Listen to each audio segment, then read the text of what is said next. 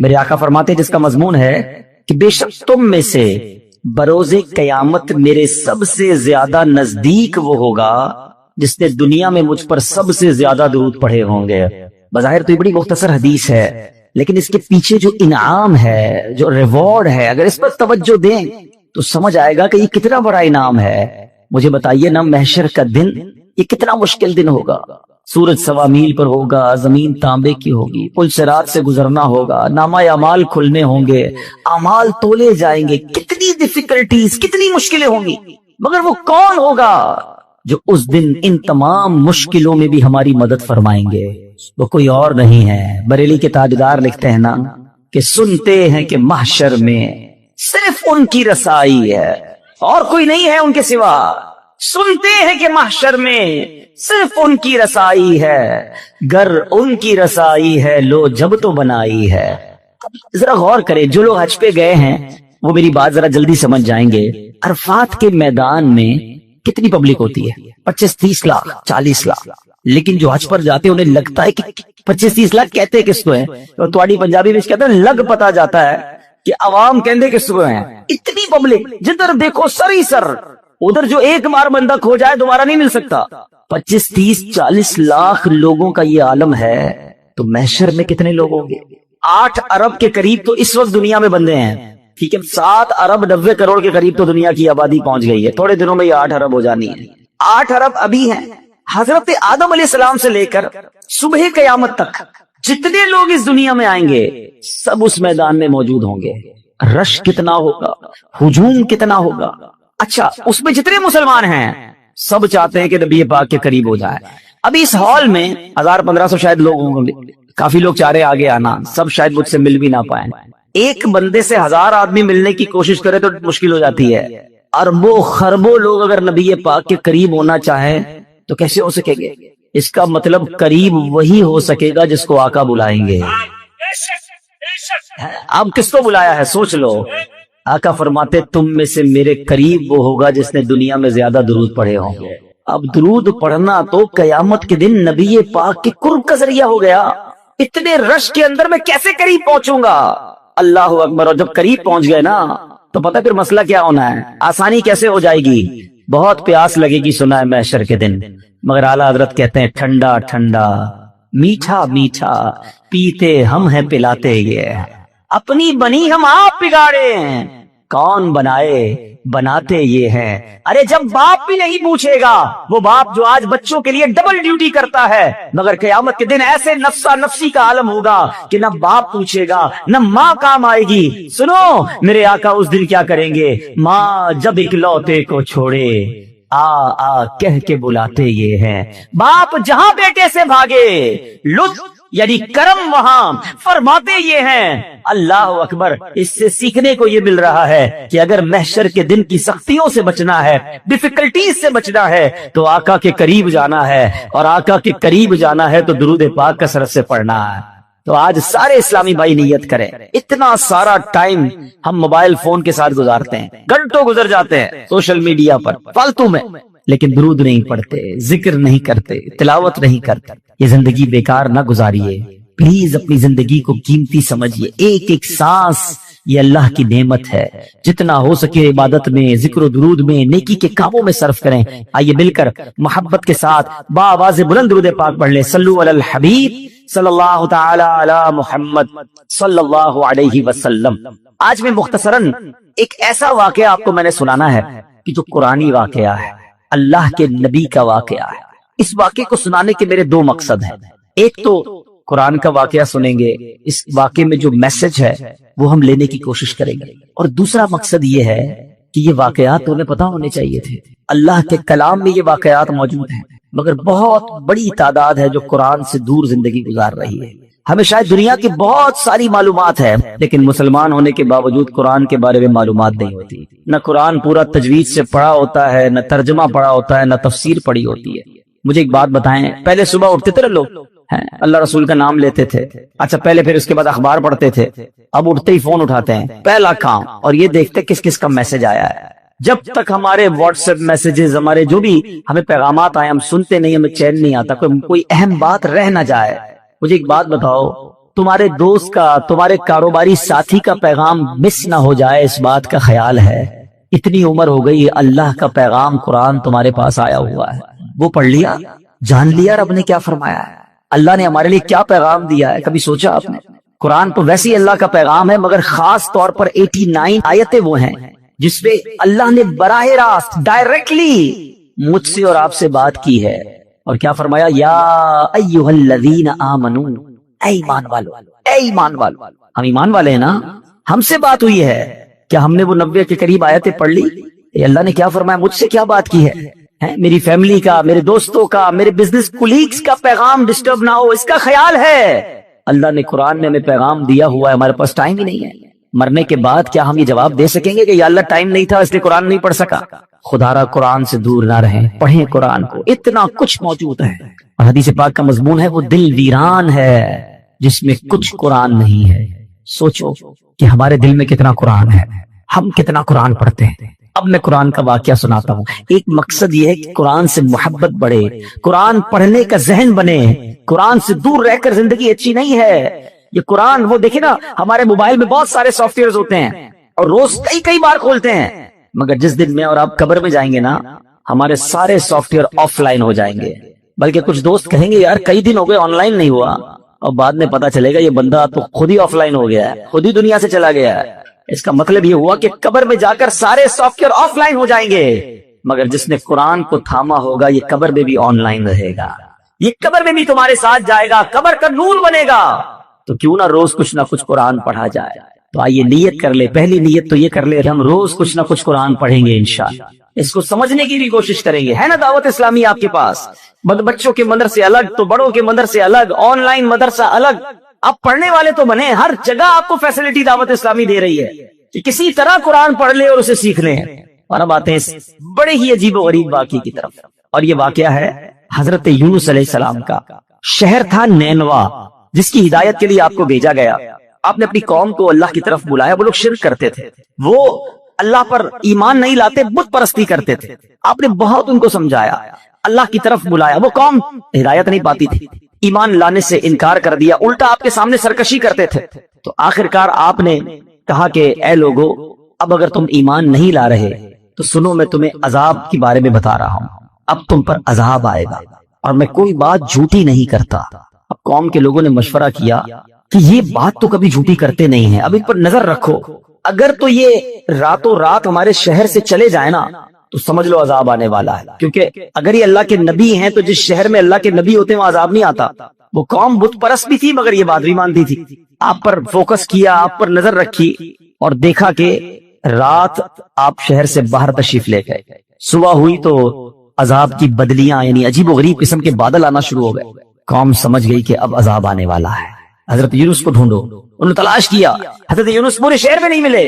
اب قوم نے سمجھ لیا کہ عذاب آنے والا ہے. اب اس قوم نے کیا کیا کہ وہ ڈر گئے, کانپ گئے, اپنے بچوں کو لیا, عورتوں کو لیا, مویشیوں کو لیا, اور پٹے پرانے کپڑے پہنے اور جنگل میں نکل گئے, اور رو رو کر اللہ کی بارگاہ میں توبہ کرنے لگے. حضرت یونس علیہ السلام پر اقرار اور ایمان لانے کی نیتیں کرنے لگے. شوہر بیوی سے الگ ہو گیا, مائیں بچوں سے الگ ہو گئی, سب کے سب استغفار شروع کر دیا, گر گڑا کر رونے لگے. عذاب کے بادل آ چکے تھے مگر یہ روتے رہے, گر گڑاتے رہے. جو مظالم آپس میں انہوں نے کیے تھے, ایک دوسرے سے معافیا مانگنے لگے. کسی کی حق تلفی کی تھی, اس کا حق واپس لوٹا دیا. سچی توبہ کر کے کہتے ہیں یا اللہ, ہم حضرت یونس کے رب پر ایمان لائے, وعدہ کرتے ہیں ہمیں معاف فرما دے.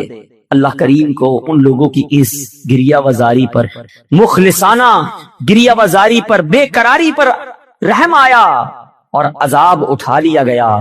دھواں اور عذاب کی بدلیاں جو تھیں وہ بادل عجیب و غریب وہ دفع کر دیے گئے. شہر میں لوگ آئے اور امن و چین کے ساتھ رہنے لگے. اللہ کریم قرآن مجید میں اس کے بارے میں کیا ارشاد فرماتا ہے؟ قرآن کی پوری سورت کا نام سورہ یونس ہے, یہ پورا واقعہ اس میں موجود ہے. اللہ سورہ یونس میں ارشاد فرماتا ہے, تو ہوئی ہوتی نہ کوئی بستی کہ ایمان لاتی تو اس کا ایمان کام آتا. ہاں, یونس کی قوم جب ایمان لائے ہم نے ان سے رسوائی کا عذاب دنیا کی زندگی میں ہٹا دیا اور ایک وقت تک انہیں برتنے دیا. یاد رہے کہ اللہ کی قدرت کا ایک اصول ہے کہ جب قوم پر عذاب آ جاتا ہے تو عذاب آنے کے بعد توبہ مفید نہیں رہتی، توبہ قبول نہیں کی جاتی، مگر یونس علیہ السلام کی قوم پر یہ احسان ہوا کہ عذاب کی بدلیاں آ چکی تھیں، مگر جب وہ ایمان لائے تو ان سے عذاب کو اٹھا لیا گیا۔ اب ماجرا یہ ہوا، اللہ کے نبی تھے، آپ کو بتا دیا گیا تھا کہ عذاب آنا ہے، آپ نے اپنی قوم کو بتایا کہ عذاب آنے والا ہے، خود چلے گئے تھے۔ آپ جب واپس آئے تو دیکھا قوم چین سے رہ رہی ہے، کوئی عذاب نہیں آیا، تو لوگوں نے کہا کہ حضور آپ اپنی قوم میں تشریف لے جائیں۔ فرمایا میں کیسے جاؤں؟ اب میں قوم میں جاؤں گا یہ لوگ تو مجھے جھوٹا سمجھیں گے اور مجھے قتل کر دیں گے، میں تو ان کو کہہ کر آیا تھا عذاب آئے گا۔ آپ اپنی قوم کی طرف جانے کی بجائے آپ اس قوم سے دور سمندر کی طرف چلے گئے، کشتی میں بیٹھے۔ جب وہ کشتی آگے جاتی ہے تو بیچ سمندر میں جا کر وہ کشتی رک گئی۔ اس زمانے کے لوگوں کا یہ ماننا تھا کہ بیچ میں کشتی جب ہی رکتی ہے جب کوئی بھاگا ہوا غلام کشتی میں بیٹھا ہو۔ تو لوگوں نے کہا ایسا کرتے ہیں، قرآن دازی کرتے ہیں اور دیکھتے ہیں کہ کون ہے جس کی وجہ سے یہ کشتی رکی ہے۔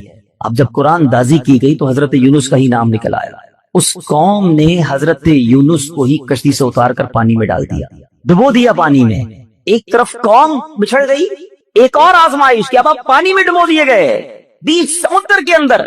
اور اللہ کا حکم دیکھیں، اللہ کی کرنی دیکھیں کہ ایک بڑی سی مچھلی آئی اور حضرت یونس کو نگل گئی۔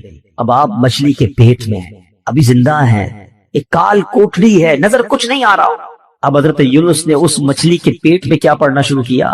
لا الہ الا انت سبحانک انی کنت من الظالمین۔ یہ قرآن میں موجود ہے آیت، اس کو آیت کریمہ کہتے ہیں۔ آپ یہ دعا کرتے رہے کہ اے اللہ تیرے سوا کوئی جس کی شان بیان کی جائے، تیرے سوا کوئی نہیں جس کی پاکی بیان کی جائے، اور اے اللہ میں ظالموں میں سے ہوں۔ اپنی عاجزی کا اظہار کیا، اپنی انکساری کا اظہار کیا، اللہ سے مدد مانگتے رہے۔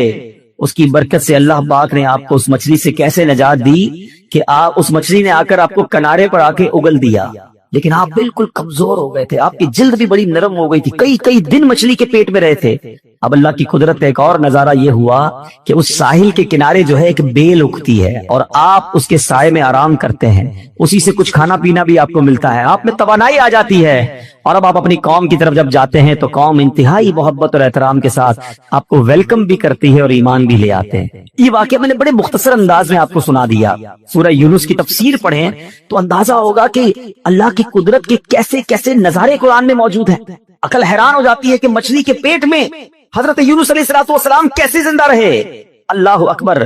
تو اے میرے میٹھے اسلامی بھائیوں، اب اس واقعے سے ہمیں بہت کچھ سیکھنے کو ملتا ہے۔ ہمیں یہ سوچنا چاہیے کہ مچھلی کے پیٹ میں آپ کتنا ٹائم رہے۔ ایک روایت کے مطابق آپ کئی دن مچھلی کے پیٹ میں رہے، مگر اللہ پاک کی شان دیکھے کہ رب نے بچانا تھا تو مچھلی کے پیٹ میں بھی بچائے رکھا۔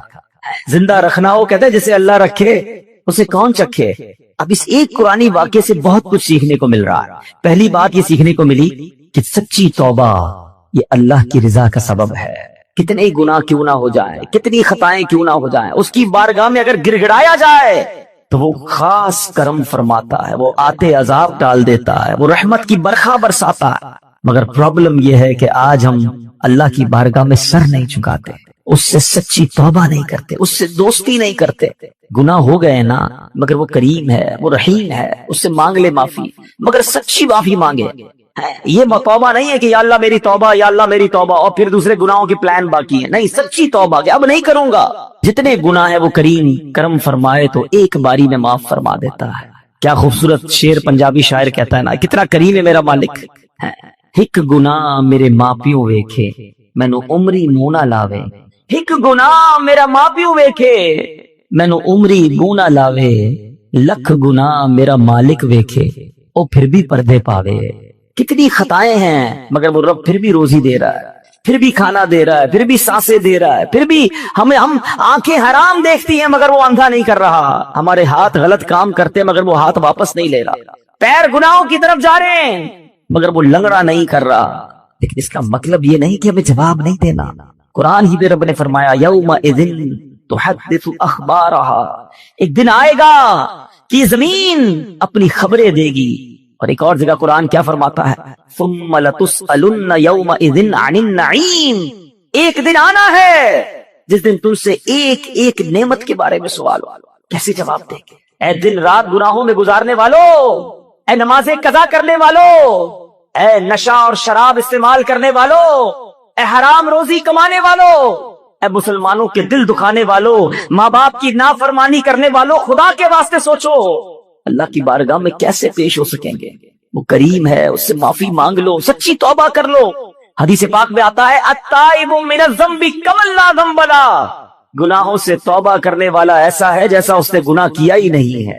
ایسا کریم مالک، اتنا رحیم مالک، پھر بھی اسے ناراض کرے۔ تو آج پہلا سبق، پہلا مدنی پھول تو اس بیان کا یہ دیجئے کہ ہم اپنے رب کی نافرمانی نہیں کریں، سچی توبہ کر کر، ہاں سچی توبہ کر کر۔ اور اللہ کریم ہے، اتنا رحیم ہے، وہ اپنے بندوں پر اس کی ماں سے 70 گنا زیادہ مہربان ہے۔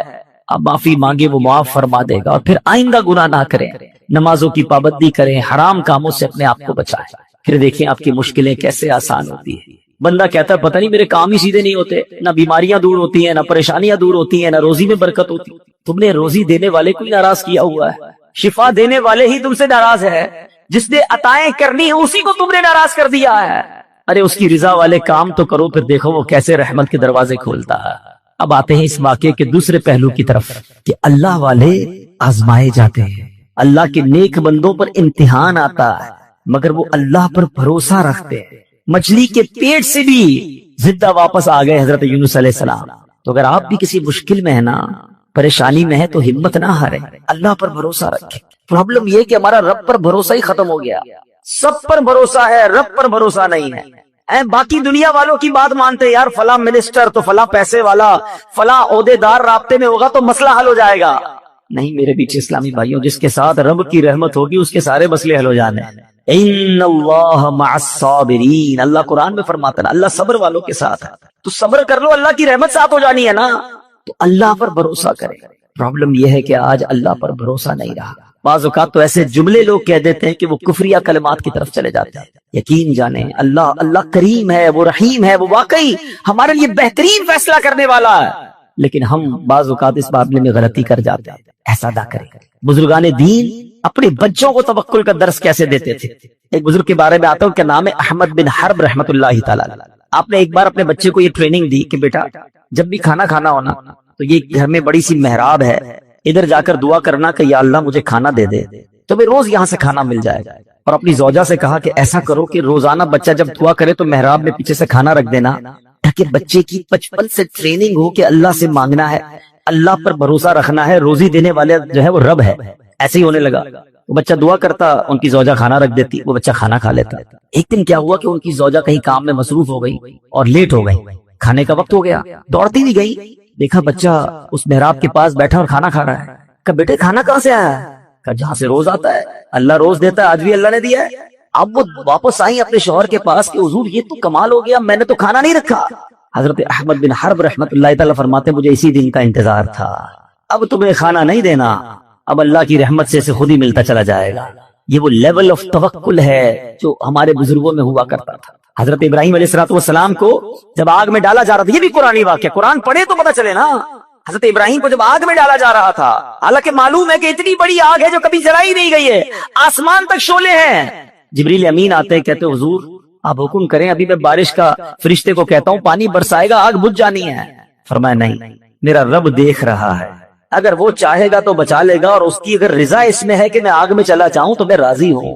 ہاں وہ پنجابی شاعر کہتے ہیں نا، جے سونا میرے دکھ وچ راضی میں سکھنوں چلے پاواں، یہ لیول تک توکل تھا نا۔ اچھا پھر جب آپ کو آگ میں پھینک دیا گیا تو پھر جبریل امین آئے، کہا ٹھیک ہے اب ہم سے مدد نہیں مانگ رہے، اللہ سے تو مانگ لے ہیں، اللہ کو تو پکار لے ہیں۔ فرمایا مالک دیکھ رہا ہے، اگر اس کی رضا ہوئی تو اس نے بچا لینا ہے۔ اور ایسا ہی ہوا کہ جب حکم الہی ہوتا ہے تو وہ آگ جس میں آپ ایک روایت کے مطابق 40 دن رہتے ہیں، آپ کا بال بھی بیکا نہیں ہوتا۔ شاعر مشرق ایسے ہی تو نہیں کہتے نا، آج بھی ہو ابراہیم سا ایمان پیدا۔ اصل مسئلہ یہ ہے ہمارا وہ ایمان کا لیول بہت ڈاؤن ہو گیا، اللہ پر وہ بھروسہ ہی نہیں رہا۔ اگر آج بھی ہو ابراہیم سا ایمان پیدا، آگ کر سکتی ہے انداز گلستاں پیدا۔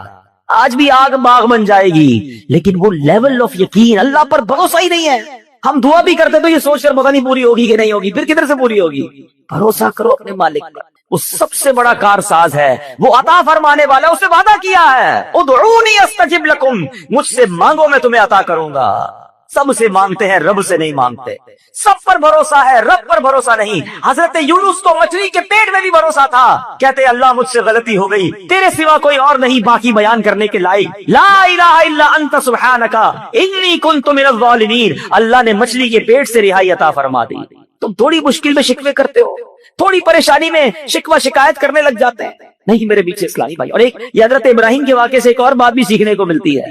ہر بات جو ہے نا وہ دماغ سے نہیں فیصلہ کیا جاتا. کچھ لوگ کیلکولیٹر پہ چل رہے ہوتے ہیں، یار زکات دیں گے تو پیسے کم ہو جائیں گے، اور صدقہ دیں گے تو اور کم ہو جائیں گے. ہر چیز حساب کتاب اور دماغ سے نہیں ہوتی ہے. کچھ فیصلے دل سے بھی کیا کرو. عقل والوں کے نصیبوں میں کہاں ذوق جنوں. عقل والوں کے نصیبوں میں کہاں ذوق جنوں. عشق والے ہیں جو ہر چیز لٹا دیتے ہیں. یہ جو چھلانگ لگائی گئی تھی نا آگ میں، قرآنی جو واقعہ حضرت ابراہیم نے، یہ فیصلہ کیسے ہوا؟ کیا خوبصورت بات شاعر لکھتے ہیں، فرماتے بے خطر کود پڑا آتش نمرود میں عشق. عشق نے چھلانگ لگائی تھی، دماغ اور عقل کا کام نہیں تھا. ادھر عقل تو کہتی تھی جل کے راکھ ہو جاؤ گے، مگر عشق کے فیصلے نرالے ہوتے ہیں. بے خطر کود پڑا آتش نمرود میں عشق. عقل تھی محو تماشائے لبے مام. ابھی عقل تو ادھر ہی سوچ رہی تھی، عشق نے اپنا کام کر دیا. اللہ کرے وہ ایسا عشق رب سے نصیب ہو جائے، ایسا توکل نصیب ہو جائے، جب راہ خدا میں خرچ کرنے کی باری آئے تو عقل کہتی نہیں خرچ کرو کم ہو جائیں گے. عشق کہتا ہے جس نے دیا ہے وہ اور عطا فرمائے گا. اس کے نبی کا وعدہ ہے، خدا کی قسم کھا کر میرے آقا فرماتے ہیں اللہ کی راہ میں خرچ کرنے سے مال کم نہیں ہوتا. میرے آقا نے فرمایا یقیناً کم نہیں ہوتا. یہ وہ لیول ہے اللہ اور اس کے رسول سے محبت کا جو ہمیں سیکھ رہا ہے. یہ قرآن سکھا رہا ہے. اللہ پر بھروسہ کیجئے آپ جتنی بھی بڑی مشکل میں. اگر میرا کوئی بھائی یہاں بیٹھا ہے، بیمار بیٹھا ہے، قرض دار بیٹھا ہے، بے روزگار بیٹھا ہے، بے اولاد بیٹھا ہے، ٹینشن میں ہے، اور اس کو لگتا ہے کہ یار اب تو ایسا پھنسا ہوں کہ یہاں سے نکل نہیں سکوں گا. اچھا زندگی میں کبھی کبھی ایسا موڑ آتا ہے، ٹھیک ہے، کہ بندہ ایک لیول پر آ کر کہتا ہے یار اتنا قرضہ ہو گیا یہ تو میں دے ہی نہیں سکوں گا، اتنی بڑی پرابلم آ گئی، ایسی بیماری، ایسی ڈیفیکلٹی، اتنی مشکل، میں یہاں سے نہیں نکل سکوں گا، میری زندگی ختم. اس کو لگتا ہے آگے دیوار ہے. اور یہ وہ لیول ہوتا ہے کہ جس کے پاس یہاں جا کر توکل نہیں ہوتا نا تو دو پرابلم ہو جاتے ہیں. یا تو بندہ ڈپریشن کا شکار ہوتا ہے یا پھر خودکشی کرتا ہے. ایسی خودکشی نہیں کرتے لوگ، ان کو لگتا ہے ختم اب کچھ نہیں ہو سکتا. یہی وہ بے وقوفی ہے، یہی وہ اللہ پر بھروسے کی کمی ہے. اب میں آپ کو ایک ایگزامپل دیتا ہوں، میں نے کئی بیانات میں ایگزامپل دی ہے. آپ کے گھر میں چونٹیاں آپ نے دیکھی ہوں گی نا، چونٹیاں جا رہی ہیں لائن لگا کر، اور آگے آپ ان چونٹیوں کی لائن جو جا رہی ہے اس کے آگے ایک سیب رکھ دیں، چونٹیاں کیا کریں گی؟ رک جائیں گی، کیونکہ ان کے لیے تو سیب ایک پہاڑ ہے نا. کیا چونٹیاں سیب ہٹا لیں گی؟ نہیں ہٹا سکیں گے، ان کے لیے تو بہت ہیوی چیز ہو گئی نا، بہت بڑی چیز ہو گئی. چونٹیاں رک جائیں گی، یا تو راستہ بدل لیں گی یا واپس چلی جائیں گی. اب آپ اس سیب کو اٹھا لیں تو کیا ہوا؟ راستہ کلیئر ہو گیا نا. آپ کے لیے کیا تھا؟ یہ جواب تو دو. چونٹی کے لیے کیا تھا؟ پہاڑ. آپ کے لیے کیا تھا؟ سیب. آپ نے سیب اٹھایا جیب میں رکھ لیا، چونٹی کا راستہ کلیئر ہو گیا. میری بات ذرا تسلی سے سننا، جو مشکل تمہارے سامنے ہے نا اس وقت وہ تمہارے لیے پہاڑ ہے، میرے رب کے لیے کچھ نہیں ہے. ان اللہ علی کل شیء قادر ہے، وہ کن فرمائے فیکون ہو جاتا ہے. ارے میری عقل تھوڑی، میرا دل چھوٹا، میرے حوصلے تھوڑے، مجھے لگ رہا ہے پھنس گیا، مجھے لگتا ہے مر گیا، مجھے لگتا ہے نہیں نکل سکوں گا. ارے مانگو نا اس سے مدد جو قادر ہے، جو خالق ہے، جو مالک ہے. وہ تو حکم فرمائے تو چیزیں بہتر ہو جاتی ہیں. ہم نے دیکھا ہے ڈاکٹر کہتے ہیں کینسر کے اس سٹیج پر ہے کہ یہ نہیں بچ سکے گا، 15 دن رہ گئے، اور جب اللہ نے صحت دیتی ہے تو ڈاکٹر حیران ہوتے کون سی رپورٹ تھی پہلے والی، یہ تو بندہ بالکل کلیئر ہو گیا ہے. اللہ اپنی قدرت کے نظارے اب بھی دکھاتا ہے. بھروسہ چاہیے، یقین چاہیے. ہمارا پرابلم یہی ہے، ہم رب سے بھروسہ توڑ بیٹھے. مانگو نا اس سے. ایک اور آج کنفیوژن دور کر دیتا ہوں، ایک اور مشکل آج دور کر دیتا ہوں. مسئلہ یہ ہوتا ہے لوگ کہتے ہیں یار ہم نے تو مسجد میں بھی دعا کی، کعبے کے سامنے بھی جا کے دعا کی، مزار پہ جا کے بھی دعا کی، روزے رکھ کے افطار کے وقت بھی دعا کی، تہجد پڑھ کے بھی دعا کی، ساڈا مسئلہ ہی حل نہیں ہوتا ہے. تم کہتے ہو اللہ سے مانگو، ہمارا تو مسئلہ ہی حل نہیں ہو رہا، ہمارا اولاد ہی نہیں مل رہی ہے، پیسے ہی نہیں بڑھ رہے، نوکری نہیں مل رہی، گھر کرائے کا اپنا گھر ہی نہیں ہو رہا، کیسے اللہ پر بھروسہ کروں؟ یہ وہ پرابلم ہے کہ جہاں جا کر بندہ رب سے دور ہونا شروع ہو جاتا ہے، جہاں اس کا رب سے بھروسہ ٹوٹنا شروع ہو جاتا ہے. سمجھو میری بات تسلی سے. آج کے اس بیان میں اپنے رب سے دوستی کر کے جانا، اپنے مالک سے محبت کر کے جانا. وہ خالق ہے میرا، وہ مالک ہے، وہ مجھے میری ماں سے زیادہ چاہنے والا ہے. سنو جب دل میں یہ خیال آئے نا کہ اللہ میری سن نہیں رہا، اللہ کی طرف سے میرا کام نہیں ہو رہا، اس وسوسے کو جھٹک دینا۔ اب میں ایک اور ایگزامپل کے ذریعے آپ کو سمجھاتا ہوں۔ آپ کا چھوٹا بیٹا ہو، آپ کا چھوٹا بھائی ہو، اور وہ آپ کے سامنے بخار میں آئے، گلا اس کا خراب ہو، اور وہ رونے لگے کہ بابا جان مجھے آئس کریم کھانی ہے، ٹھنڈا شربت پینا ہے، بتاؤ آپ کھلاؤ گے اسے آئس کریم؟ شربت پلاؤ گے؟ وہ رو رہا ہے آپ کے سامنے، گر گڑا رہا ہے۔ اب آپ کا ایک دوست ساتھ بیٹھا ہے، کہتا ہے کیسے باپ ہو یار، بچہ رو رہا ہے، کھلا دو آئس کریم، کیوں نہیں پلا رہے شربت؟ آپ جواب کیا دو گے؟ میں والد ہوں، مجھے پتا ہے اس کو کب کیا دینا ہے، اس کو رونے دو، اگر میں نے ابھی اس کو آئس کریم کھلائی تو یہ اور بیمار ہو جائے گا۔ ٹھیک ہے، اب میری بات تسلی سے سنو، دل پر ہاتھ رکھ کے سنو۔ تم باپ ہو، تمہیں پتا ہے بیٹے کو کب کیا دینا ہے، میرے مالک کو نہیں پتا مجھے کب کیا دینا ہے، وہ نہیں دے رہا، یہی بہتر ہے میرے لیے، مانو اس کے فیصلوں کو، میں مانگ رہا ہوں اولاد دے دے، وہ نہیں دے رہا، کیا پتا ایسا بیٹا پیدا ہونا تھا جو مار کے مجھے ہی گھر سے نکال دیتا۔ آج اپنے رب پر بھروسہ لے کر جاؤ۔ حضرت یونس کا یہ قرآنی واقعہ کیا کمال کا بھروسہ سکھا رہا ہے۔ کبھی تصور تو کرو، اندھیری کال کوٹڑی ہوگی، مچھلی کے پیٹ میں ایک روشنی کی رمک نہیں آتی تھی، مگر وہ اللہ والے تھے، کہتے لا الہ الا انت سبحانک انی کنت من الظالمین، مولا میرا قصور ہے، تیرے سوا کوئی شان بیان کرنے کے لائق نہیں، تو ہی خالق، تو ہی مالک۔ ادھر تھوڑی سی آزمائش ہو، بندہ اللہ کی بارگاہ میں شکوے کرتا، یا اللہ تو نے ایسا کیا، اللہ نے پیچھے کر دیا، کیسے جواب دو گے رب کو؟ اس نے جتنا دیا ہے کبھی سوچا ہے؟ اس کی نعمتیں معلوم ہے؟ کبھی دیکھا ہے لنگڑے کو بغیر پیر کے کیسے جیتا ہے؟ کبھی دیکھا ہے اندھے کو بغیر دیکھے کیسے جیتا ہے؟ کتنی بار شکر ادا کیا آنکھ کا، کتنی بار شکر ادا کیا پیر کا اور ہاتھوں کا اور زبان کا؟ کبھی دیکھا ہے ڈائلیسس کے مریض کو جس کے گردے فیل ہو جائے، پانی نہیں پی سکتا، ڈاکٹر کہتے پورے دن میں 1 گلاس پانی پینا، اس سے زیادہ نہیں، تمہارے لیے مشکل ہو جائے گی، ترستا ہے پانی پینے کو، ہر تیسرے دن جا کے ڈائلیسس کراتا ہے۔ ہمارے گردے سلامت ہے، جتنا پینا ہے پیتے، جب پاس کرنا ہوتا ہے پاس کر دیتے، استنجا سے فارغ ہو جاتے ہیں۔ یہ نعمتیں یاد نہیں؟ ابھی پچھلے دنوں کرونا وائرس جب پیک پر تھا، اللہ ہم سب کو محفوظ رکھے، سانس کتنی بڑی نعمت ہے، یہ کرونا نے سمجھا دیا لوگوں کو کہ جب آکسیجن نہیں آتا ہے نا، انسان کہتا ہے ساری دولت لے لو میری، مجھے یہ سانس مل جائے، یہ سانس نہ رکے، اس کے پھیپھڑے پمپ کرتے ہیں مگر اسے سانس نہیں مل رہی ہوتی ہے۔ اس وقت کتنی دیر سے بیٹھے اس ہال میں، کتنی سانسیں لی تھی، لے بھی لی اور نکال بھی لی، پتہ بھی نہیں چلا۔ کبھی سوچا یہ اللہ کی کتنی بڑی نعمت ہے؟ شکر ادا نہیں کرتے، اللہ سے شکوہ کرتے ہو۔ نہیں میرے بیٹی اسلامی بھائی، اس کی بارگاہ میں ہمیشہ سر جھکائے رکھنا، اور اس کی شان تو دیکھو، وہ فرماتا ہے لئن شکرتم لازیدنکم، تم میرا شکر ادا کرو میں تمہیں اور عطا کروں گا۔ کچھ بھی تو نہیں کرنا، اللہ تیری مہربانی، تو نے مجھے کروڑوں سے اچھا بنایا، شکر کرو نا۔ کیوں کہتے ہو میں پیچھے رہ گیا؟ ارے میں کروڑوں سے اب بھی آگے ہوں۔ اصل مسئلہ یہ ہے کہ ہم نے اپنی سوچ کا دھارا چینج کر دیا ہے۔ اگر آپ کو پرسکون زندگی گزار رہی ہے، میں آج آپ کو فارمولہ دیتا ہوں، اگر پرسکون زندگی گزار رہی ہے نا، تو نیکیوں میں اپنے سے آگے والے کو دیکھو، نعمتوں میں اپنے سے پیچھے والے کو دیکھو۔ ہمارا معاملہ ہی الٹا ہے، ہم نیکیوں میں پیچھے والے کو دیکھتے ہیں، ہم کہتے ہیں یار میں 5 وقت نماز پڑھتا ہوں، وہ تو پڑھتا ہی نہیں ہے، میں چلو رمضان میں روزے رکھتا ہوں، تھوڑے بہت چھوٹ جاتے ہیں، اس کے تو ایک بھی نہیں ہے۔ غلط آدمی کو دیکھ کر اپنے آپ کو سیٹسفائی کر رہے ہیں۔ اگر تم 5 وقت نماز پڑھتے ہو تو تہجد گزار کو دیکھو نا، کہ یار وہ تہجد پڑھتا ہے میں نہیں پڑھتا، وہ قرآن پڑھتا ہے میں نہیں پڑھتا، وہ تو ماشاءاللہ کاروبار کے ساتھ ساتھ دین کا کام بھی کر رہا ہے، میں نہیں کر رہا، میں کب کروں گا؟ اسے دیکھو نا جو تم سے نیکیوں میں آگے بڑھ گیا۔ مدنی قافلے میں جانے والے کو دیکھ کر کیوں خیال نہیں آتا کہ یہ راہ خدا میں 12 ماہ اور 30 دن کا سفر کر رہا ہے، میں سفر نہیں کر رہا؟ تمہیں یورپ جانے والا دیکھ کر پھر سونا شروع ہو جاتی ہے، کیوں؟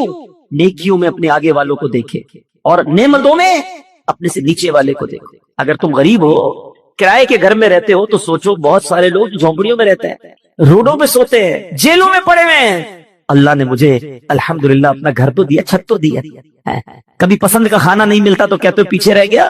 کئی لوگ ایسے ہیں جو 2 دن تک کھانا نہیں کھا سکتے، مانگ کر کھاتے ہیں۔ اللہ نے ایسا تو نہیں بنایا نا، کروڑوں سے اچھے ہم اس وقت بھی، کروڑوں سے اچھے۔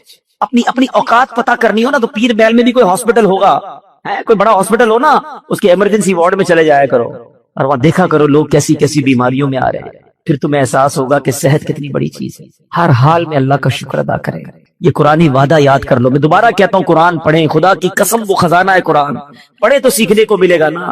قرآن کہتا ہے لئن شکرتم لازیدنکم، تم میرا شکر ادا کرو میں تمہیں اور عطا کروں گا۔ آج سے شکر سیکھ کر جاؤ، اللہ سے محبت سیکھ کر جاؤ، رب پر بھروسہ سیکھ کر جاؤ۔ جب کوئی کام ہو جائے نا تب بھی اللہ کا شکر ادا کیا کر، اور جب کام نہ ہونا پھر بھی اللہ کا شکر ادا کیا، یا اللہ تیری مہربانی نہیں ہوا، یہی میرے لیے بہتر تھا۔ آپ پرسکون ہو جائیں گے جب آپ کو یہ یقین ہو جائے گا نا کہ جو نہیں ہوا وہ بھی رب کی طرف سے اور میرے لیے بہتر ہے، تو انشاءاللہ پھر ٹینشن والی زندگی نہیں رہے گی۔ اللہ کرے کہ دل میں اتر جائے میری بات۔ یہ پیغام، یہی محبتیں، اللہ اور اس کے رسول کی محبتیں دعوت اسلامی کے مدنی ماحول میں سکھائی جاتی ہیں۔ خدا را اس ماحول میں آ جائیے، یہ بڑا کمال کا ماحول ہے۔ یقین کریں اس دنیا میں بہت ساری برائیاں ہیں ہر طرف، اس ماحول میں آ کر بیٹھتے ہیں تو اللہ سے محبت بڑھنے لگ جاتی ہے، اللہ کی اطاعت کرنے کا جذبہ بڑھنا شروع ہو جاتا ہے، نبی پاک کا عشق دل میں بڑھتا ہے۔ تو اس مدنی ماحول سے وابستہ رہیں، اجتماعات میں آئیں، مدنی قافلوں میں سفر کریں، مدنی چینل دیکھیں، دعوت اسلامی کا ساتھ دیں۔ اتنا بڑا دین کا کام دعوت اسلامی کر رہی ہے کہ میرے خیال سے دنیا میں اتنی بڑی دین متین کی خدمت شاید کوئی اور آرگنائزیشن نہیں کر رہی۔ میں صرف قرآن کی اگر بات کر لوں، ابھی آج ہم چونکہ قرآن پر ہی بیان کر رہے ہیں، تو قرآن کی جو خدمت دعوت اسلامی کر رہی ہے، اس وقت دعوت اسلامی کے بچوں کے 4,500 کے قریب مدرسۃ المدینہ قائم ہے۔ تقریباً 2 لاکھ بچے بغیر کسی فیس کے قرآن پڑھ رہے ہیں۔ 95,000 سے زیادہ حافظ قرآن بن چکے ہیں۔ 2.25 لاکھ سے زیادہ بچے ناظرہ قرآن پڑھ چکے ہیں۔ اب ذرا سوچیں، اور پھر ساتھ ساتھ جب بچوں کے قرآن کی بات ہوتی ہے، بڑے کہتے ہیں اب تم بڑے ہو گئے، بچپن میں پڑھا نہیں تھا، تو دعوت اسلامی نے مدرسۃ المدینہ بالغان بنائے، بڑوں کے مدرسے بنائے جس میں بچے نہیں آتے تاکہ آپ کو شرم نہ آئے۔ اور وہ کب ہوتے ہیں؟ عشاء کے بعد مسجدوں میں 15 منٹ 20 منٹ 30 منٹ جائیں، اپنا تلفظ درست کریں، اپنی قرآن کی تلاوت کریں، اور اس کے ذریعے بھی کتنے اسلامی بھائیوں نے قرآن ختم کیا، ہزاروں کی تعداد میں الحمدللہ یہ مدرسے پاکستان میں موجود ہیں۔ پھر ایک اور کام کیا کیا دعوت اسلامی نے؟ کچھ لوگ کہتے ہیں یار ہم مدرسے میں جا نہیں سکتے، تو فیضان آن لائن اکیڈمی بنا لی، یعنی آن لائن مدرسہ بنا دیا کہ آپ کی مرضی، آپ جب فارغ ہوں، جو یورپ وغیرہ سے آپ رابطے میں رہتے ہیں، UK میں رابطے میں رہتے ہیں، ہمارے اس وقت یورپ UK میں پوری دنیا میں 70 کے قریب ملکوں سے آن لائن ہمارے مدرسوں میں لوگ قرآن پڑھ رہے ہیں۔ 16,000 سے زیادہ اسٹوڈنٹ الحمدللہ علم دین سیکھ رہے ہیں۔ تو آپ بھی چاہے تو آن لائن قرآن پڑھ سکتے ہیں۔ دعوت اسلامی الحمدللہ کئی شعبہ جات میں دین کی خدمت کر رہی ہے، تو ہمیں اپنی دعوت اسلامی کا ساتھ دینا ہے، حصہ بھی بنے، زبانی ساتھ بھی دیں، خود پریکٹیکل درس و بیان اجتماع قافلے میں بھی جائیں، اور ساتھ ساتھ اپنی زکوٰۃ، اپنے عطیات دعوت اسلامی کو دیں، تو انشاءاللہ ڈھیروں نیکیاں حاصل ہوں گی۔ صلو علی الحبیب۔ نبی پاک علیہ الصلوۃ والسلام سے ہم سب کو بے انتہا محبت ہے، اور یہ ایمان کی جان ہے۔ نبی پاک سے محبت نہیں تو ایمان بھی کمپلیٹ نہیں ہوتا۔ اور جب نبی پاک علیہ الصلوۃ والسلام کو تکلیف پہنچے، یا نبی پاک علیہ الصلوۃ والسلام کو کسی طرح کی کوئی ایذا پہنچے، تو یقیناً جب امتی اس کو پڑھتا ہے، سنتا ہے، تو دل پر بھی تکلیف ہوتی ہے۔ ایک ایسا ہی واقعہ جس میں ہمارے آقا علیہ الصلوۃ والسلام کو تکلیف پہنچائی گئی، نبی پاک علیہ الصلوۃ والسلام پر جادو کیا گیا۔ ناظرین آج یہ واقعہ ہم سنیں گے، اور یہ قرآنی واقعہ ہے، اور اس کے ذریعے بہت ساری باتیں بھی سنیں گے۔ جادو کے بارے میں بڑے مسکنسپشن ہیں لوگوں کے ذہنوں میں، اور سمجھتے ہیں کہ جادو کا توڑ کرنے کے لیے بڑے عجیب و غریب عمل کرنے پڑیں گے، بڑے گناہوں والے کام کرنے پڑیں گے، اللہ کی ناراضگی والے کام بھی لوگ کرنے کے لیے تیار ہو جاتے ہیں، حرام اور ناجائز کام کرنے کے لیے تیار ہو جاتے ہیں، اور سمجھتے ہیں کہ اس سے جادو سے بچا جا سکے گا۔ البتہ جادو کروانے کے لیے بھی لوگ بڑے ہی ناجائز اور حرام کام کرتے ہیں، جو کہ جہنم میں لے جانے والے کام ہوتے ہیں۔ اللہ مجھے اور آپ کو ہمیشہ جادو ٹونے آصف سے محفوظ رکھے، ہر قسم کی بلاؤں سے محفوظ رکھے، اور آج قرآن کے ذریعے سمجھیں گے کہ جادو کا علاج کیا ہے، جادو ہو جائے تو بچا کیسے جا سکتا ہے، اور نبی پاک علیہ الصلوۃ والسلام پر جب جادو ہوا تھا، جادو کرنے کی کوشش کی گئی تھی، اس کا نتیجہ کیا نکلا۔ ناظرین توجہ کے ساتھ آپ نے سلسلے میں شامل رہنا ہے۔ روایت یہ ہے کہ لبید بن عاصم یہودی اور اس کی بیٹیوں نے نبی پاک علیہ الصلوۃ والسلام پر جادو کر دیا، جس کا اثر پیارے آقا علیہ الصلوۃ والسلام کے جسم پر نمودار ہوا۔ طبیعت شریف جو ہے وہ کچھ ناساز ہونے لگی، آپ کے قلب، آپ کی عقل مبارک اور آپ کے اعتقادات پر کوئی اثر نہ ہوا، صحت مبارک پر تھوڑا سا اثر ہوا۔ چند روز بعد حضرت جبریل امین بارگاہ رسالت میں حاضر ہوئے اور عرض کی، یا رسول اللہ صلی اللہ علیہ وسلم، ایک یہودی نے آپ صلی اللہ علیہ وسلم پر جادو کر دیا ہے، اور جادو کا جو سامان ہے وہ فلاں کنویں میں ایک پتھر کے نیچے دبا ہوا ہے۔ سرور کائنات علیہ الصلوۃ والسلام نے حضرت علی مولائے کائنات شیر خدا کرم اللہ تعالی وجہ الکریم کو بھیجا، انہوں نے کنویں کا پانی نکالا اور پتھر اٹھایا، تو اس کے نیچے سے کھجور کے گھابے کی تھیلی برآمد ہوئی، یعنی کھجور کے جو چھلکے ہوتے ہیں اس طرح کی تھیلی برآمد ہوئی، اور اس میں نبی پاک علیہ الصلوۃ والسلام کے منہ مبارک جو کنگھی سے ٹوٹے تھے، اور کنگھی کے ٹوٹے ہوئے کچھ دندانے، اور ایک ڈور یا کمان کا چلہ جس میں 11 گٹھانے لگی ہوئی تھی، اور ایک موم کا پتلا تھا جس میں 11 سوئیاں چبھی ہوئی تھی۔ یہ سب سامان پتھر کے نیچے سے نکلا، اور یہ مولا علی کرم اللہ تعالی وجہ الکریم یہ سارا سامان لے کر نبی پاک علیہ الصلوۃ والسلام کی بارگاہ میں آ گیا۔ اس کے بعد سبحان اللہ، اب اس کا توڑ کیسے آیا، اس کا علاج کیسے ہوا، اس کا حل کیا نکلا؟ جبریل امین اللہ تبارک و تعالیٰ کی بارگاہ سے سورہ فلق اور سورہ ناس لے کر حاضر ہوئے، یعنی اب جو سورہ فلق اور سورہ ناس ہے وہ نازل ہوئی، اور ان دونوں صورتوں کو ملائیں تو ناظرین اس میں 11 آیتیں ہیں، ہر ایک آیت کے پڑھنے سے ایک ایک گرہ کھلتی جاتی تھی، یہاں تک کہ سب گرہیں کھل گئیں اور پیارے آقا علیہ الصلوۃ والسلام بالکل شفایاب ہو گئے۔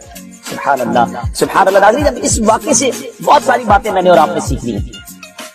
پہلی بات یہ ہے کہ یہ بخاری شریف میں ہے کہ پیارے آقا علیہ الصلوۃ والسلام جب بستر شریف پر تشریف لاتے تو اپنے دونوں ہاتھوں پر دم کرتے اور اپنے سر سے پاؤں تک پورے جسم پر اپنے ہاتھوں کو پھرایا کرتے، جہاں تک دست مبارک پہنچ سکتے یہ عمل 3 مرتبہ فرماتے، یعنی نبی پاک علیہ الصلوۃ والسلام ان دونوں صورتوں کا اپنے اوپر بھی دم کیا کرتے۔ اور ایک اور جگہ پر بھی یہ ہے، حدیث عائشہ رضی اللہ تعالیٰ عنہا میں ہے کہ جب نبی پاک علیہ الصلوۃ والسلام کے گھر والوں میں سے کوئی بیمار ہوتا تو آپ علیہ الصلوۃ والسلام ان دونوں صورتوں کو پڑھ کر اس پر دم فرمایا کرتے۔ تو یہ نبی پاک کے معمول میں تھا۔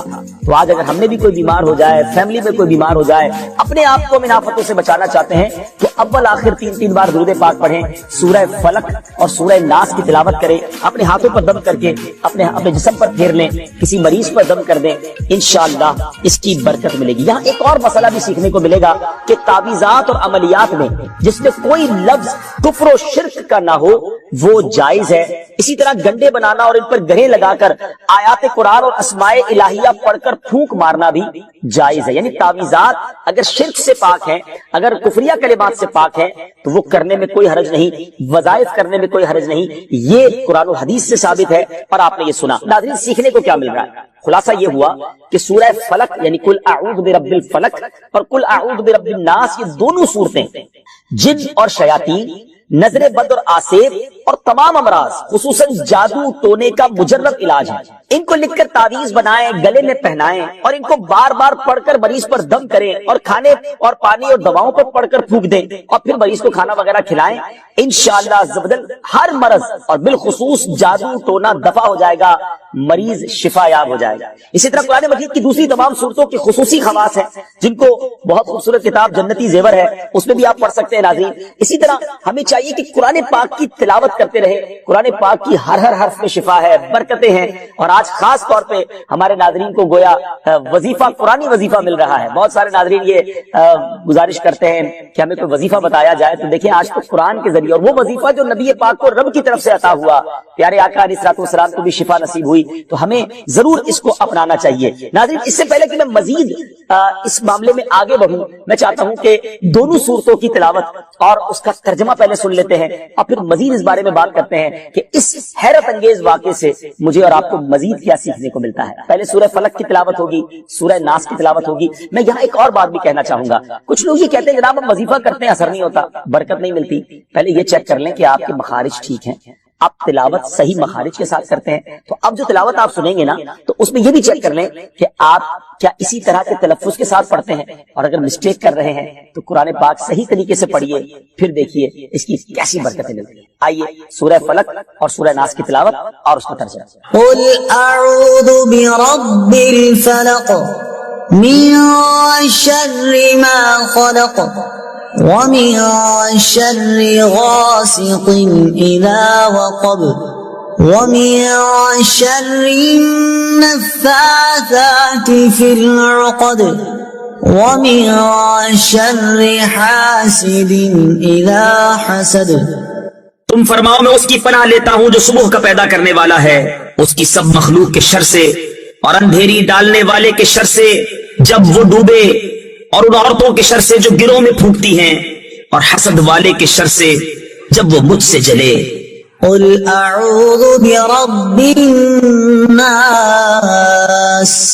ملک الناس الہ الناس من شر الوسواس الخناس الذي يوسوس في صدور الناس من الجنة والناس۔ تم کہو میں اس کی پناہ میں آیا جو سب لوگوں کا رب، سب لوگوں کا بادشاہ، سب لوگوں کا خدا، اس کے شر سے جو دل میں برے خطرے ڈالے اور دبک رہے، وہ جو لوگوں کے دلوں میں وسوسے ڈالتے ہیں، جن اور آدمی۔ ناظرین، سورہ فلق اور سورہ ناس کے بے شمار فضائل و برکات ہیں۔ ایک اور حدیث پاک سنیے، حضرت عبداللہ بن خبیب رضی اللہ تعالیٰ عنہ فرماتے ہیں کہ ہم پر ہلکی بارش ہوئی اور اس وقت اندھیرا چھایا ہوا تھا، اور ہم پیارے آقا علیہ الصلوۃ والسلام کا انتظار کر رہے تھے کہ وہ آ کر ہمیں نماز پڑھائیں۔ پھر نبی پاک علیہ الصلوۃ والسلام ہمیں نماز پڑھانے کے لیے تشریف لائے اور ارشاد فرمایا پڑھو۔ میں نے عرض کی کیا پڑھوں؟ ارشاد فرمایا صبح و شام 3 بار قل هو اللہ احد، قل اعوذ برب الفلق اور قل اعوذ برب الناس پڑھو، ان کی تلاوت کرنا تمہیں ہر بری چیز سے بچائے گا۔ چلیں ایک اور وظیفہ مل گیا، سورہ اخلاص کو بھی شامل کر لیں تو صبح و شام پڑھیں تو انشاءاللہ بری آفتوں سے، مصیبتوں سے، جادو ٹونے سے، آسیب سے، ان طرح کی بلاؤں سے انشاءاللہ محفوظ رہیں گے۔ ناظرین، یہاں کچھ مسائل بھی سیکھ لیتے ہیں۔ حضرت اسماء بنت امیس رضی اللہ تعالیٰ عنہ نے عرض کی یا رسول اللہ صلی اللہ تعالیٰ علیہ وسلم، جعفر کے بچوں کو جلد نظر ہوتی ہے، کیا مجھے اجازت ہے کہ ان کے لیے عمل کروں؟ نبی پاک علیہ الصلوۃ والسلام نے اجازت عطا فرمائی۔ تو سیکھنے کو یہ ملا کہ تعویذ اور عملیات جن میں کفر و شرک نہ ہو، کوئی کلمہ ناجائز نہ ہو، تو اس میں جو ہے وہ تعویذ کرنا، عمل کرنا جائز ہے، اور خاص کر وہ عمل جو آیات قرآنیہ سے کیے جائیں یا احادیث میں وارد ہوئے ہوں۔ اسی طرح چند مسائل بھی سیکھنے کو ملے۔ یہ دونوں صورتیں جو ہیں ان کے شان نزول سے ہمیں معلومات کیا ملتی ہیں۔ نمبر 1، جادو اور اس کی تاثیر حق ہے۔ کچھ لوگ جادو کا انکار کر دیتے ہیں، یہ درست نہیں ہے۔ جادو اور اس کی تاثیر حق ہے کیونکہ قرآن میں اس کا ذکر ہے، اور نبی پاک علیہ الصلوۃ والسلام پر بھی آپ کی صحت مبارک پر اس کا اثر ہوا۔ نمبر 2، نبی کے جسم پر جادو کا اثر ہو سکتا ہے، جیسے تلوار، تیر اور نیزے کا بھی اثر ہوتا ہے۔ یہ شان نبوت کے خلاف نہیں ہے۔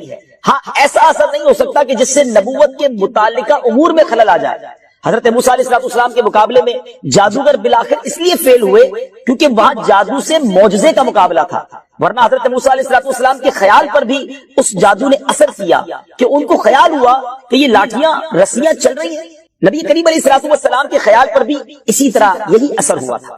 نمبر 3، جادو کو دور کرنے میں سورہ فلق اور سورہ ناس کو خصوصی تاثیر حاصل ہے۔ نمبر 4، جادو ٹونے اور عملیات اور اثرات اور بیماریوں کو ختم کرنے کے لیے قرآن پاک کی صورتوں اور آیتوں کو استعمال کیا جا سکتا ہے، اور بخاری شریف میں سورہ فاتحہ کو اس مقصد کے لیے استعمال کرنے کا بیان موجود ہے۔ تو سورہ فاتحہ کو سورہ شفا بھی کہا جاتا ہے، تو یہ بھی شفا کے لیے بڑا مجرب اور بڑا پیارا وظیفہ ہے۔ ناظرین، یہ چند باتیں تو ہم نے اس واقعے کے متعلق سیکھی، سورہ فلق اور سورہ ناس کے کچھ فضائل بھی سنے۔ میں یہاں ایک اور بات بھی کرنا چاہتا ہوں کہ آج کل پرابلم یہ ہو گیا ہے کہ اتنے عاملین آ گئے ہیں، اتنے عمل کرنے والے لوگ آ گئے ہیں، اتنے بورڈ ہمارے شہروں اور وطن میں لگ جاتے ہیں کہ ایسا لگتا ہے ہر دوسرے آدمی پہ جن ہے یا اس پہ جادو ہو گیا ہے۔ خدا را جھوٹے عاملین سے اپنے آپ کو بچائیے۔ اگر جینے کی تمنا ہے تو کچھ پہچان پیدا کر۔ لوگوں کے گھر بک جاتے ہیں، لوگوں کی عزتیں پامال ہو جاتی ہیں، عجیب ماحول ہو گیا ہے۔ کچھ بد نصیب تو وہ ہیں جو کسی کو تباہ کرنے کے لیے جادو کروانے جاتے ہیں اور ہزاروں لاکھوں روپے خرچ کرتے ہیں، اور پھر بیچارے کچھ جب بیمار ہو جاتے ہیں تو اپنا بعض اوقات ڈاکٹری مسئلہ ہوتا ہے، وہ بھی کسی عامل کے ہتھے چڑھ جاتے ہیں، اور وہ کہتا ہے جناب آپ کے گھر میں بہت برا عمل ہوا ہے، فلاں جگہ کوئی چیز دبی ہوئی ہے، اور اس کو اب سنبھالنے کے لیے، اس کو نکالنے کے لیے اتنے بکرے چاہیے، اتنے مرغے چاہیے، اتنے انڈے چاہیے، قبرستان میں یہ عمل کرنا ہوگا۔ اب غریب آدمی اپنی چیزوں کو بیچ کر ہزاروں لاکھوں روپے دے دیتے ہیں اور خاندان کے خاندان ٹوٹ جاتے ہیں۔ ایسا نہ کریں، پلیز ایسا نہ کریں، بلکہ میں تو ان عاملین سے بھی گزارش کروں گا کہ حلال روزی کی طرف آئیں۔ دعوت اسلامی نے بڑا شاندار ایک انداز اختیار کیا، اللہ سلامت رکھے دعوت اسلامی کے مدنی ماحول کو۔ ناظرین، آپ سوچ رہے ہوں گے کہ پھر ہماری بیماریوں کے لیے ہم تعویذ کس سے لیں، ہم یہ وظائف کہاں سے لیں؟ آپ کی دعوت اسلامی ہے نا، الحمدللہ۔ دعوت اسلامی کا ایک شعبہ ہے جس کا نام ہی مکتوبات و تعویذات عطاریہ ہے۔ اس میں آپ کو بغیر کسی فیس کے، جی ہاں بغیر کسی فیس کے، لاکھوں لاکھ تعویذ ہر مہینے ناظرین یہاں سے دیے جاتے ہیں، پوسٹ بھی کیے جاتے ہیں، کوریئر بھی کیے جاتے ہیں، اس کی بھی کوئی فیس نہیں لی جاتی۔ تو یہ تعویذات آپ دعوت اسلامی کے مرکز سے رابطہ کر کے لے لیجئے۔ آن لائن تعویذات کی سروس بھی موجود ہے، حالانکہ دعوت اسلامی کا اس ڈپارٹمنٹ پر لاکھوں کروڑوں روپے خرچ ہو رہا ہے، مگر اس لیے اس کو فری رکھا ہے تاکہ امت کے لیے آسانی ہو، دکھیاری امت جو ہے ان کے مسائل حل ہو جائیں، نہ جانے کس کی دعا لگ جائے اور ہمارا بیڑا پار ہو جائے۔ ہاں، اس میں یہ ضرور میں کہوں گا کہ وہ لوگ جو یہ پروگرام دیکھ رہے ہیں اور ان کو لگتا ہے کہ میں اس شعبے کو سپورٹ کروں، دعوت اسلامی جس شعبے میں خرچ کر رہی ہے اور نہ جانے کتنے دکھیارے مسلمانوں کی دعائیں لے رہی ہے، تو اگر آپ دعوت اسلامی کے شعبہ تعویذات عطاریہ میں سپورٹ کرنا چاہتے ہیں، اپنا ڈونیشن دینا چاہتے ہیں، تو بھی ہم سے رابطہ کر لیجئے، لیکن پلیز ان جھوٹے عاملوں سے اپنے آپ کو بچائیے۔ اور مجھے یہ جو ناظرین سن رہے ہیں، ہر بندے پر جادو نہیں ہوتا، ہر بندے پر جن نہیں آ جاتا، ہر بات میں وسوسہ نہ لایا کرے، وظائف پڑھ لیا کرے، صبح شام یہ وظیفہ ہمیں نبی پاک نے دے دیا ہے، صبح گھر سے پڑھ کر نکلے، شام گھر پر آ کر سونے سے پہلے پڑھ لے، آیت الکرسی سونے سے پہلے پڑھ لے، اللہ نے چاہا خیر آپ کا مقدر رہے گی، اور مزید ضرورت ہو تو دعوت اسلامی کے اس شعبے سے رابطہ کر لیں۔ میں امید کرتا ہوں کہ آج کے اس واقعے سے ہمیں یہ سیکھنے کو ملا کہ قرآنی وظائف کی کیا اہمیت ہے، اور جائز وظائف کرنے میں، تعویذات کرنے میں کوئی حرج نہیں۔ آخری بات، نبی پاک علیہ السلام کو پتہ چل گیا، جبریل امین نے بتا دیا کہ جادو کس نے کیا، مگر نبی پاک علیہ السلام نے بدلہ نہیں لیا، سزا نہیں دی۔ اس لبید بن عاصم کو، اس کی جو بچیاں تھیں، جو بھی لوگ تھے جادو کرنے والے، سب کو معاف کر دیا۔ اللہ اکبر! انہیں پتا چل جاتا تھا کہ کس نے ظلم کیا ہے، پھر بھی معاف فرماتے، اور ہم شک کی بنیاد پر بدلہ لے لیتے ہیں۔ کوئی عامل کہہ دیتا ہے تمہارے گھر میں سین نام کی کوئی عورت ہے، اس نے یہ کیا ہے، اب جتنے سین نام والے ہیں سب کے ساتھ بدگمانی شروع، جب سے سب سے لڑائی شروع، سب کے بارے میں برا سوچنا شروع۔ انسان ہی سے غلطی ہوتی ہے، معافی کرنے والا ذہن رکھیے، معاف کریں گے اللہ تعالیٰ آپ کو معاف کر دے، رحم کریں گے آپ پر رحم کیا جائے گا۔ اللہ مجھے اور آپ کو نبی پاک علیہ السلام کی اس مبارک سیرت سے سیکھنا نصیب فرمائے کہ اگر کسی سے غلطی ہو بھی گئی ہے، کسی نے ہمارا برا چاہا بھی ہے اور پتہ بھی چل گیا ہے، تو معاف کرنا اللہ کو بڑا پسند ہے۔ مشکل ضرور ہے، دل چاہتا ہے میں بھی بدلہ لوں، لیکن مزہ بھی تو یہی ہے نا کہ دل چاہ بھی رہا ہے، غلط بھی کیا ہے سامنے والے نے، میں بدلہ لے بھی سکتا ہوں، پھر بھی اللہ کی رضا کے لیے معاف کر دیں، اور اس نیت سے معاف کریں، میرے مالک میں تیرے بندے کو معاف کر رہا ہوں تو مجھ گناہگار کو معاف فرما۔ اللہ کریم ضرور کرم فرمائے، اور یہی اسلام کی خوبصورتی ہے۔ اللہ مجھے اور آپ کو معافی اور درگزر کا ذہن نصیب فرمائے۔ ہمارے سلسلے پیغام قرآن میں یہی کوشش کرتے ہیں کہ قرآن پاک سے کوئی میسج، کوئی پیغام آپ کی طرف بڑھایا جائے، تو آج الحمدللہ آپ کے لیے یہ پیغام تھا کہ قرآن پاک پڑھیے، اس پر عمل کیجئے، اس کو پڑھ کر اپنے اوپر دم بھی کیجئے، اور پھر کسی سے غلطی ہو جائے تو معاف کیجیے۔ وقت ہوا ہے ایک اگلے سیگمنٹ کا، جس کا نام ہے تعارف قرآن۔ ناظرین، وقت ہوا ہے ہمارے بہت ہی خوبصورت سیگمنٹ تعارف قرآن کا، اور آج تعارف قرآن میں ہم قرآن پاک کی انہی دو سورتوں کی بات کریں گے جس کا ذکر ہم نے اپنے سلسلہ پیغام قرآن میں کیا، یعنی سورہ فلق اور سورہ ناس۔ سب سے پہلے بات کرتے ہیں سورہ فلق کی۔ سورہ فلق مدینہ منورہ میں نازل ہوئی، اور ایک قول یہ ہے کہ مکہ مکرمہ میں نازل ہوئی۔ پہلا قول زیادہ صحیح ہے کیونکہ اس کے شان نزول سے اسی کی تائید ہوتی ہے۔ رکوع اور آیات کی تعداد، اس صورت میں 1 رکوع اور 5 آیتیں۔ فلق نام رکھنے کی وجہ، فلق کے کئی معنی ہیں، اور یہاں اس سے مراد صبح ہے، اور چونکہ اس صورت کی پہلی آیت میں لفظ موجود ہے، اس مناسبت سے اسے سورہ فلق کہتے ہیں۔ پیارے آقا علیہ السلام نے ایک بار اس سورت کے بارے میں ارشاد فرمایا، کیا تم نے نہیں دیکھا کہ آج رات مجھ پر ایسی آیتیں نازل ہوئی ہیں جن کی مثل نہیں دیکھی گئی؟ وہ آیتیں قل اعوذ برب الفلق سورت کے آخر تک، اور قل اعوذ برب الناس سورت کے آخر تک ہے۔ سبحان اللہ! تو اس سورت کے بارے میں بڑے فضائل نبی پاک علیہ السلام نے ارشاد فرمائے۔ ایک بار حضرت عابس جوہنی رضی اللہ تعالیٰ عنہ سے روایت ہے کہ نبی پاک علیہ السلام نے ارشاد فرمایا، میں تمہیں وہ کلمات نہ بتاؤں جو شریر، جنات اور نظر بد سے اللہ تعالیٰ کی پناہ طلب کرنے میں سب سے افضل ہے۔ انہوں نے عرض کی، یا رسول اللہ صلی اللہ علیہ وسلم کیوں نہیں، آپ ضرور بتائیے۔ ارشاد فرمایا وہ کلمات یہ دونوں صورتیں ہیں، قل اعوذ برب الفلق اور قل اعوذ برب الناس۔ سبحان اللہ، سبحان اللہ۔ اب آئیے سورہ ناس کے بارے میں کچھ سن لیتے ہیں، اس کی فضیلت بھی جان لیتے ہیں۔ سورہ ناس جو ہے ناظرین، یہ قرآن پاک کی ترتیب کے لحاظ سے سب سے آخری سورت ہے۔ اس کا مقام نزول، سورہ ناس زیادہ صحیح قول کے مطابق مدنی ہے۔